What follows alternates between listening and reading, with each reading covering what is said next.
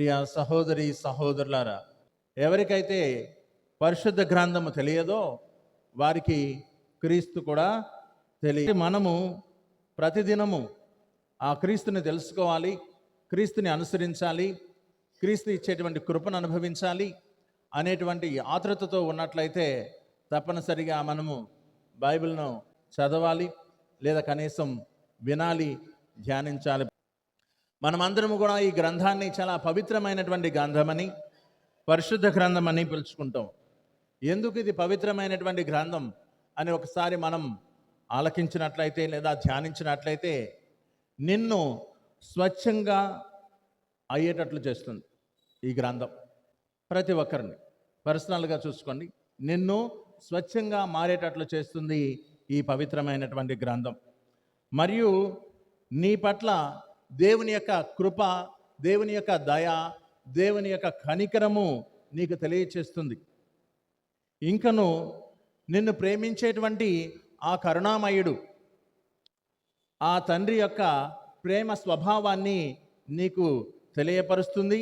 నీవు ఆ ప్రేమలో ఎలా ఉండాలో, ఎలా నడవాలో, ఆ ప్రేమను ఎలా అనుభవించాలో, ఆ ప్రేమను నువ్వు ఎలా పొందుకోవాలో, అదే ప్రేమను నీవు ఇతరులకు ఏ విధంగా పంచాలో కూడా నీకు క్షుణ్ణంగా తెలియచేస్తుంది ఈ పవిత్రమైనటువంటి గ్రంథం. నీకున్నటువంటి దుఃఖాన్ని, నిరాశను, భయాన్ని, నిస్పృహను నీలో నుంచి తొలగించి నీకు నీ యొక్క నిర్జీవపు జీవితానికి జీవాన్ని పోస్తుంది ఈ పవిత్రమైనటువంటి గ్రంథం. ఇంకను నిన్ను భక్తితో, శ్రద్ధతో, విశ్వాసముతో అంగీకరించమని కోరుతూ ఉన్నది. అలా అంగీకరించినట్లయితే ఈ బైబిల్ గ్రంథం నీకు కావలసినటువంటి సకల అనుగ్రహాలను, దీవెనలను, కృపానువర్మలను నీకు నిరంతరము ప్రసాదిస్తూనే ఉంటుంది. ఇంకా ఈ బైబిల్ గ్రంథం నీకు కావలసినటువంటి స్వస్థతను, నీవు పొందుకోవలసినటువంటి రక్షణ భాగ్యమును, నీవు అనుభవించేటువంటి క్షమాపణను, క్షమాగుణమును, మరియు నీకు కావలసినటువంటి ఓదార్పును ఈ బైబిల్ వాక్యము లేదా పవిత్ర గ్రంథము నీకు ప్రసాదిస్తూ ఉంటుంది. ఇంకా నిన్ను మారుస్తుంది. నీలో ఉన్నటువంటి వ్యసనాలను నీ నుంచి తొలగించుకునేటువంటి మార్గాన్ని నీకు ఈ బైబిల్ వాక్యము లేదా బైబిల్ గ్రంథము చూపిస్తూ ఉన్నది. నిన్ను వెలుగులో నడిపిస్తుంది, జీవములో నడుపుతూ ఉన్నది, మరియు జీవముతో నిన్ను నింపుతూ ఉన్నది. అంత పవిత్రమైనటువంటిది ఈ పవిత్రమైనటువంటి గ్రంథం.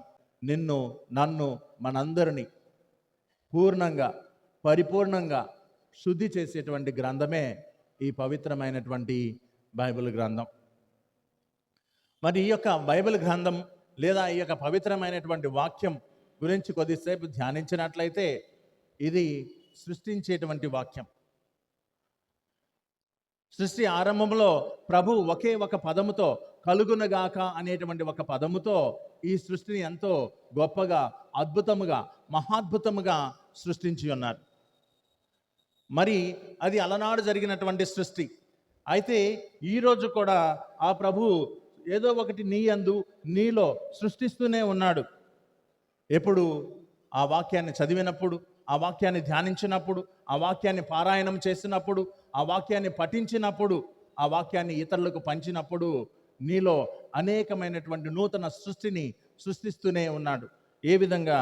నీలో మంచి ఆలోచనలను సృష్టిస్తూ ఉన్నాడు, మంచి తలంపులను సృష్టిస్తూ ఉన్నాడు, ఉన్నతమైనటువంటి తలంపులను సృష్టిస్తూ ఉన్నాడు, ఉన్నతమైనటువంటి ఆలోచనలను, ఉత్తేజపరమైనటువంటి ఉత్తమమైనటువంటి ఆలోచనలను నీలో కలుగు చేస్తూ ఉన్నాడు. నీకు మంచి ప్రవర్తనను, నీకు మంచి నడవడిని ఆయన నీలో కలుగు చేస్తూ నీకు ఒక నూతన సృష్టిని, మంచి మానవ జీవిత సృష్టిని ఆ ప్రభు నీకు ప్రసాదిస్తూ ఉన్నాడు. అంత గొప్ప పవిత్ర గ్రంథము పట్ల మనకు తప్పనిసరిగా ఏముండాలి? గౌరవం ఉండాలి, భక్తి ఉండాలి, భక్తి ప్రపత్తులు కలిగి ఉండాలి. నెహెమ్యా గ్రంథంలో 8వ అధ్యాయం 5వ వాక్యంలో కూడా అదే తెలియజేస్తూ ఉన్నాడు. ఎజ్రా వేదిక నెక్కి ఉండుటచే అందరికంటే ఎత్తుగా నిలబడెను, కనుక ప్రజలెల్లరూ అతని వైపు చూచుచుండెరి. అతడు గ్రంథంను విప్పగానే జనులెల్లరూ లేచి నిలబడిరి. ఎందుకు లేచి నిలబడవలసి వచ్చినది? ఆ యొక్క గ్రంథం పట్ల వారికి ఉన్నటువంటి ప్రేమ, ఆ గ్రంథం పట్ల ఉన్నటువంటి భక్తి, ఆ గ్రంథం పట్ల ఉన్నటువంటి వినయము లేదా గౌరవము. వీటన్నిటి వలన వారందరూ కూడా ఒక్కసారిగా లేచి నిలబడ్డారు. ఆలోచించండి, మన చేతుల్లో ఉన్నటువంటి ఈ పవిత్ర గ్రంథం పట్ల మనం ఏమాత్రపు భక్తిని ప్రపత్తులను కలిగి ఉన్నామో ఒకసారి ఆలోచించండి. మనం నిజంగా ఈ బైబిల్ గ్రంథానికి మన యొక్క గృహంలో ఒక ప్రత్యేకమైనటువంటి స్థానాన్ని ఏర్పరిచి ప్రతిష్ఠింప చేసుకుంటున్నామా, లేదా దానిని కేవలం ఇతర పుస్తకాలలో ఒక పుస్తకంగా పరిగణించి ఏ సెల్ఫ్లోనో ఎక్కడో ఒక ప్రదేశంలో ఉంచుతున్నామా? ఇది నా యొక్క జీవన మార్గదర్శి అయి ఉన్నది, లేదా నా జీవనానికి ఒక దిక్చూచి అయి ఉన్నది, నాకు నా కుటుంబానికి దిక్చూచి అయి నా కుటుంబంలో శాంతిని, సమాధానమును, ప్రేమను, ఐక్యతను, అనురాగాన్ని పెంపొందించుకోవడానికి నాకు ఇది దోహదపడుతూ ఉన్నది. ఇది దేవుడిచ్చినటువంటి ఒక పవిత్రమైనటువంటి ప్రశస్తమైనటువంటి గ్రంథము. ఈ గ్రంథం పట్ల నాకు గౌరవం ఉండాలి, ఈ గ్రంథం పట్ల నాకు భక్తి ఉండాలి అన్నటువంటి యోచనతో, ఆలోచనతో నిజంగా నీవు ఈ బైబిల్ గ్రంథానికి నీ కుటుంబంలో, నీ గృహంలో ఒక ప్రత్యేకమైనటువంటి ఉన్నతమైనటువంటి స్థానాన్ని ఇస్తున్నామో లేదో ఒకసారి ఆత్మ పరిశీలన చేసుకుని, అదే పట్టణంలో 8వ అధ్యాయం 6వ వాక్యంలో చూసినట్లయితే వారందరూ కూడా ఆ యొక్క వాక్యానికి బదులు పలికారు, ఆమెన్ ఆమెన్ అని. ఆ తదుపరి వారందరూ కూడా ప్రణమిల్లి సాగిలపడి దానికి నమస్కరిస్తూ ఉన్నారు. ఈ యొక్క మాటలన్నీ కూడా మనకు ఏం తెలియపరుస్తున్నాయి ఈరోజు అంటే, దేవుడిచ్చినటువంటి ఈ గ్రంథం పట్ల మనకు విశ్వాసం ఉండాలి, భక్తి ఉండాలి, ఆ తర్వాత గౌరవం ఉండాలి. అటువంటి గౌరవంతో ఆ బైబిల్ గ్రంథాన్ని మనం నిత్యము స్వీకరిస్తూ ఉండాలి. రెండవదిగా చూసినట్లయితే దైవ వాక్కు జీవాన్ని ఇచ్చేటువంటి వాక్కు, జీవితాన్ని ప్రసాదిస్తూ ఉంది. నీలో ఉన్నటువంటి నిర్జీవాన్ని తొలగించి నీకు జీవమును ప్రసాదించేటువంటి వాక్కు దివ్య వాక్కు. మరి ప్రభు మత్తయి రాసినటువంటి సువిశేషంలో 4వ అధ్యాయం 4వ వాక్యంలో తెలియజేస్తున్నాడు, మానవుడు కేవలము రొట్టె వలనే జీవింపడు, కానీ దేవుడు ప్రవచించు ప్రతి మాట వలన జీవించును అని చెప్పి తెలియజేస్తూ ఉన్నాడు. మరి ఆ ప్రభు యొక్క మాట అంత గొప్పది, నిన్ను జీవింపచేస్తూ ఉన్నది. మనకందరికీ తెలుసు, పేతురు గారు కూడా యోహాను సువిశేషంలో 6వ అధ్యాయము 68వ వాక్యంలో తెలియజేస్తూ ఉన్నాడు, సీమోను పేతురు, ప్రభు మేము ఎక్కడికి పోగలము, నీ చెంతనే నిత్య జీవపు మాటలు కలవు అంటున్నాడు. మరి ఆ ప్రభు ఆ నిత్య జీవాన్ని ఇచ్చేటువంటి మాటలు కలిగి ఉన్నాడు.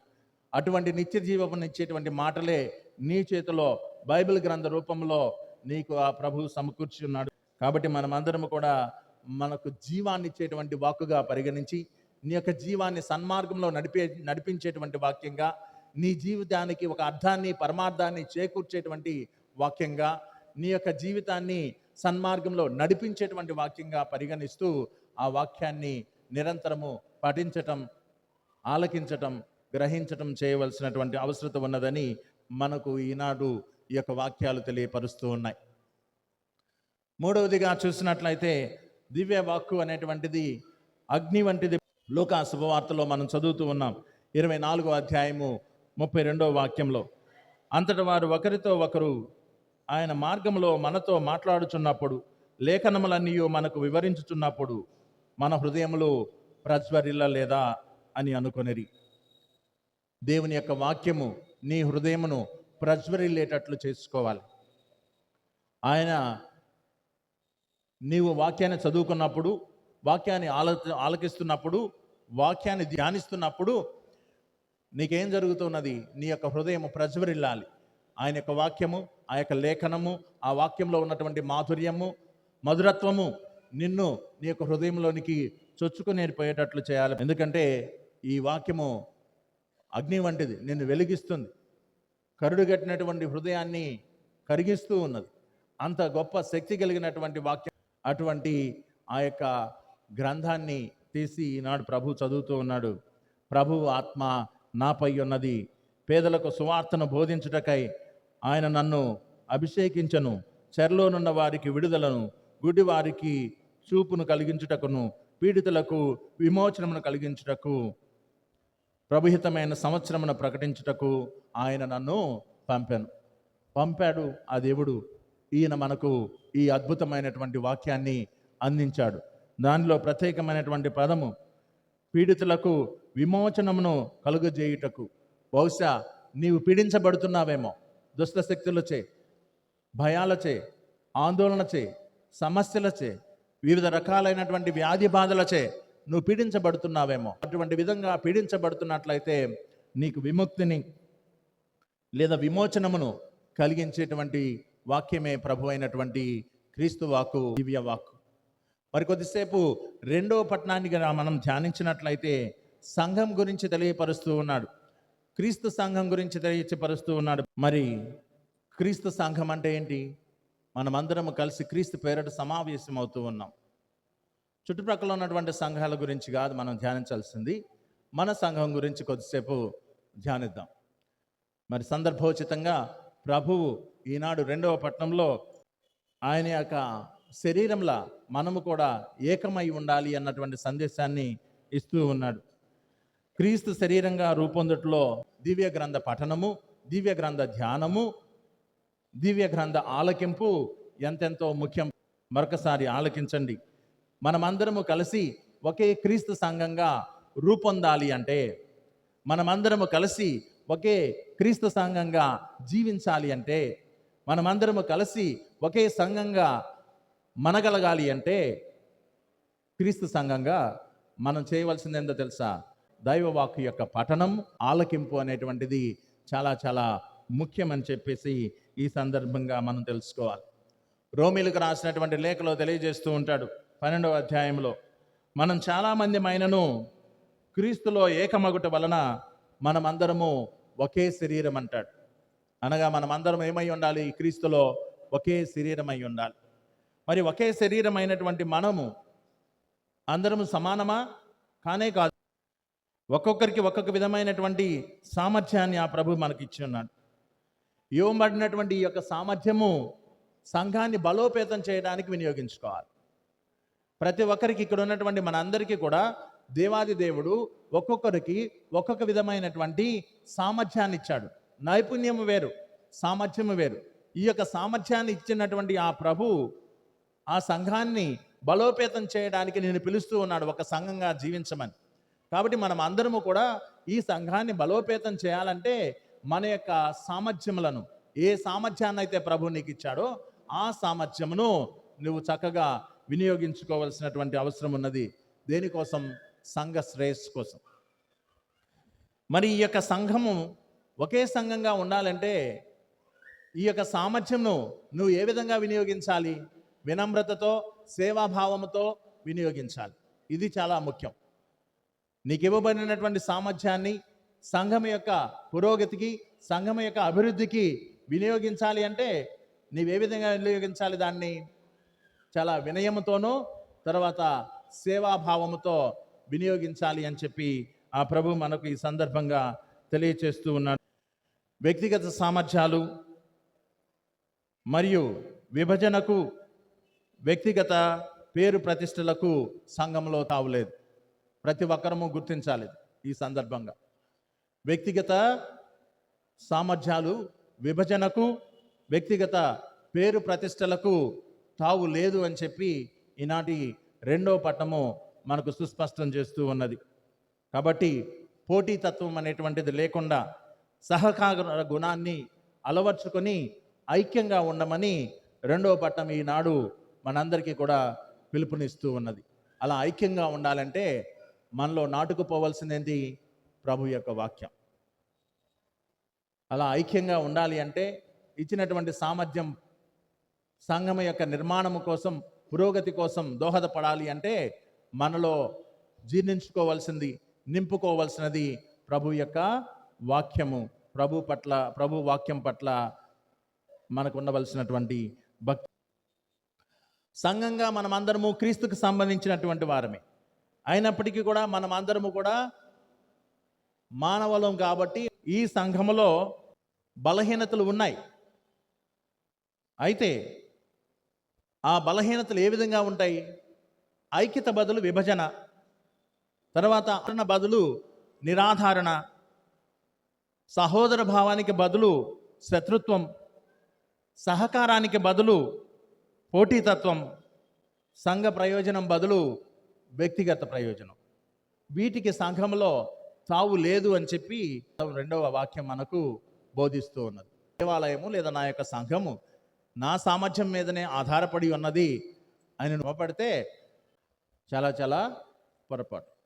అది మన యొక్క పతనానికి దారితీస్తుంది అని చెప్పి ఈ సందర్భంగా ప్రభువు వాక్యంగా మనకు తెలియపరుస్తూ ఉన్నాడు. ఒకే సంఘములో ధనిక పేద, ఉన్నత అధమ, ఆడ మగ, నిరక్షరాస్యత అక్షరాస్యత అనేటువంటి భేదాలు కూడా ఉండకూడదు. మనమందరము కూడా దైవపుత్రులము, పుత్రికలము. దైవపుత్రత్వము ఆ ప్రభు మనకు ప్రసాదించి ఉన్నాడని యోహాను సువిశేషము 1వ అధ్యాయము 13వ వాక్యంలో పలుకుతూ ఉన్నాడు. ఈ దైవపుత్రత్వము వారికి దేవుని వలన కలిగినదే కానీ రక్తము వలన కానీ శరీరేచ్ఛ వలన కానీ మానవ సంకల్పం వలన కానీ కలిగినది కాదు అని చెప్పి ఆ ప్రభు మనకు తెలియజేస్తూ ఉన్నాడు. అందువలన ఐక్యంగా ఉండాలి అంటే మనకు పఠించవలసిందేంటి? దేవుని యొక్క వాక్యం. అది ఎలా ఉండాలో, ఎలా జీవించాలో, ఎలా నడవాలో, ఎలా పలకరించాలో, ఏ విధంగా ఒకరి పట్ల ఒకరు సామరస్యత కలిగి జీవించాలో, సోదర భావం కలిగి జీవించాలో ఆ వాక్యం మనకు సుస్పష్టం చేస్తుంది. కాబట్టి వాక్యాన్ని ఆలకించు, వాక్యం ప్రకారం జీవించు, వాక్యం ప్రకారం నడువు, వాక్యాన్ని నీ హృదయంలోనికి చొచ్చుకొని పోయేటట్లు చేయి. అప్పుడు నీలో వైషమ్యాలున్నా, నీలో విభేదాలున్నా, నీలో తారతమ్యాలున్నా అవన్నీ కూడా ఆ వాక్యము నీ నుంచి తొలగిస్తాయి. అటువంటి భావనలను, అటువంటి అనవసరమైనటువంటి స్థితులను మన నుంచి ఆ దైవ వాక్యం తొలగిస్తుంది. అయితే ఈ వాక్యాన్ని మనం ఏ విధంగా మనలోనికి ఆహ్వానించాలి అని చూస్తే, మొట్టమొదటిగా ఆంతరంగిక బుద్ధితో దేవుని యొక్క వాక్యాన్ని ఆలకించు. ఏమిటి యొక్క ఆంతరంగిక బుద్ధి లేదా ఆంతరంగికమైనటువంటి చెవులు అని ఆలోచిస్తే, ప్రభు నీకు వాక్యాన్ని పలుకుతున్నప్పుడు నీవు ఆ ప్రదేశంలో ఉన్నట్లుగా ఊహించుకో. ఉదాహరణకి ఈనాడు ప్రభు ఒక వాక్యాన్ని పలుకుతూ ఉన్నాడు. అక్కడ ఉన్నటువంటి సినగోగులో నిలబడి అక్కడ అందరికీ కూడా యెషయా గ్రంథము తెరచి ఆయన ఎందుకు వచ్చాడో తెలియజేస్తున్నాడు.